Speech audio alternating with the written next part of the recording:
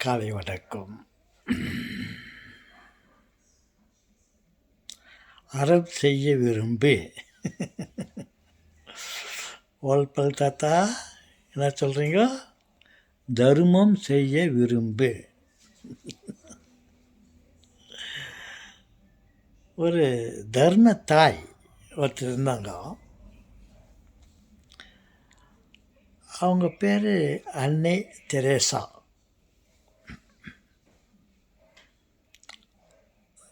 அவர்கள் ஏழைகளுக்கு, அனாதை குழந்தைகளுக்கு தாயாக இருந்தார்கள்.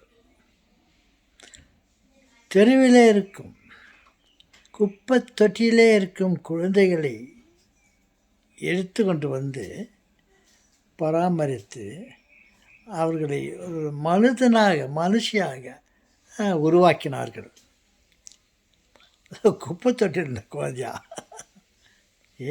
செல்வங்களே, சில தாய்மார்கள் ஏதோ ஒரு காரணத்தினால தன் குழந்தையை காப்பாற்ற முடியாத நிலையில் எல்லாம் இருந்தாங்க. குறிப்பாக அந்த கல்கட்டா, பாம்பே, இந்த மாதிரி ஜனத்தொகை அதிகமாக இருக்கிற இடத்துல இப்படிலாம் நடந்துருந்துச்சு. கல்கட்டாவில் இருந்தாங்க அந்த அம்மா. அவங்க மேல்நாட்டிலேருந்து வந்தவங்க. அவங்க ஒரு முறை இந்தியாவுக்கு வரும்போது கல்கட்டான்ற ஒரு இடத்துல தங்கியிருந்தாங்க. அங்கே இந்த மாதிரி நிலைமையை பார்த்தாங்க. குழந்தைகளெல்லாம், ஒரு சில குழந்தைகள்லாம் குப்பை தொட்டியில் போட்டு போயிட்டாங்க யாரோ. ஓ கடவுளே, என்ன இது சொல்லிட்டு அந்த குழந்தை தூக்கிட்டு வந்து அதை பராமரித்து அவனை அந்த குழந்தைகளை காப்பாற்றி வந்தாங்க. ரொம்ப தர்மம் செய்வாங்க. அவங்க உலக புகழ் பெற்றுட்டாங்க. ஒரு முறை நேருஜி, நமது நாட்டு தலைவர்களில் முக்கிய தலைவர், அவர் ஒரு முறை கல்கட்டாவுக்கு வந்திருந்தார். வந்துட்டு இவங்கள பற்றி அவருக்கு தெரியும், எவ்வளோ பொது சேவை செய்கிறாங்க, பொது மக்களுக்கு எவ்வளோ நன்மைகளை செய்கிறாங்க அப்படின்னு தெரியும். வந்து அவங்க கான்வென்ட்டுக்கு போயிட்டு அவங்களுக்கு தெரேசா அம்மாவை பார்த்தாங்க. பார்த்த உடனே அவங்களும் சந்தோஷப்பட்டாங்க. 2 பேரும் பேசினாங்க.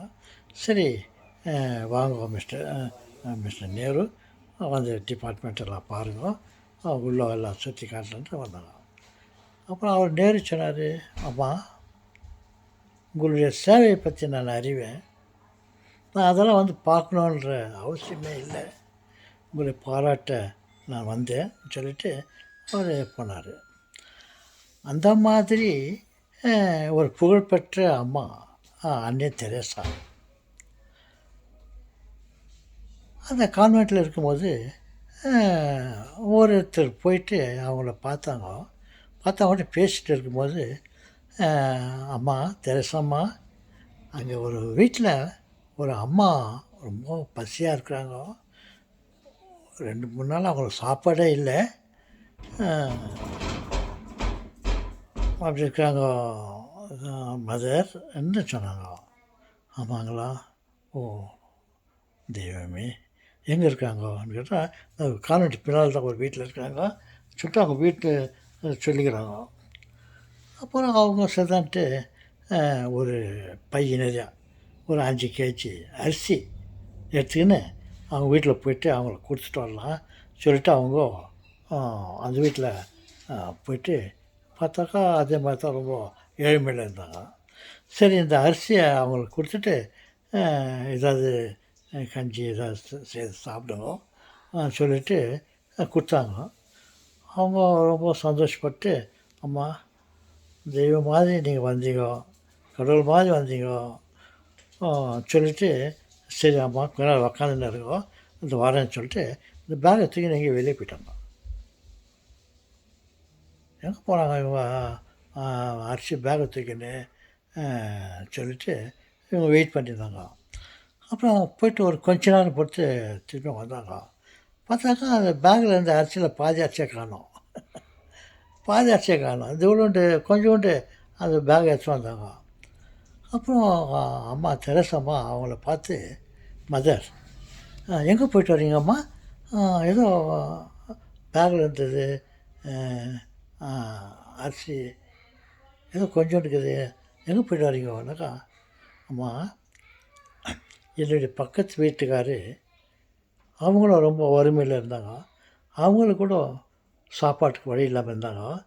சரி அவங்கக்கிட்ட போய் அவங்களுக்கு கொஞ்சம் கொடுத்துட்டு வரலான்னு சொல்லிட்டு போய் அவங்களுக்கு கொஞ்சம் கொடுத்துட்டு வந்தேன் அப்படின்ட்டு அவங்க சொல்லிக்கிறாங்க மதர்கிட்ட. அந்த அம்மா தாங்க முடியல. இவங்க சொன்னதை கேட்டு அவங்களால தாங்க முடியல. இந்த மாதிரி நீங்கள் பசியாக இருக்கிறீங்களே, உங்களுக்கு கொடுக்கலான்னு சொல்லிட்டு கலந்து கொடுத்தா நீங்கள் அதில் போய் இன்னொருத்தருக்கு கொடுத்துட்டு வந்தீங்க மாட்டோம் கஷ்டத்தில் இருக்காங்கன்னு சொல்லிட்டு நான் நினச்சிருந்தேன். நான் எவ்வளவோ சேவை செய்கிறேன் ஏழைங்களுக்கு நான் நினச்சிருந்தேன். உங்கள் எதிரில் நான் ஒன்றும் இல்லை. நான் உனக்கு கலந்து கொடுத்த அரிசியை நீங்கள் வச்சுன்னு நீங்கள் சாப்பிட்டுக்கலாம். நீ அதில் போய்ட்டு இன்னொரு கஷ்டத்துக்கு போய் கொடுத்துட்டு வரையே ரொம்ப கவலைப்பட்டு அழுந்துட்டாக்கலாம். நான் தான் ஏதோ உதவி செய்கிறேன்னு நினச்சிருந்தேன், நீ என்னையும் மிஞ்சிட்ட அம்மா சொல்லிவிட்டு ஒரு வார்த்தை சொல்லிவிட்டு சரி நான் வரேன்னு சொல்லிட்டு போயிட்டாங்க. பாருங்க, எப்பேற்பட்ட உள்ளம் படுத்தவர்கள் இருக்கிறார்கள். அதே போல் நாமும் நம்மால் முடிஞ்ச அளவுக்கு பிறருக்கு தர்மம் செய்வோமா? முயற்சி பண்ணுவோம். நீங்கள் சாப்பிட்ற சாப்பாட்டில் ஒரு வாய் சாப்பாடு மற்றவங்களுக்கான கொடுக்குற மாதிரி யோசிங்க. வணக்கம்.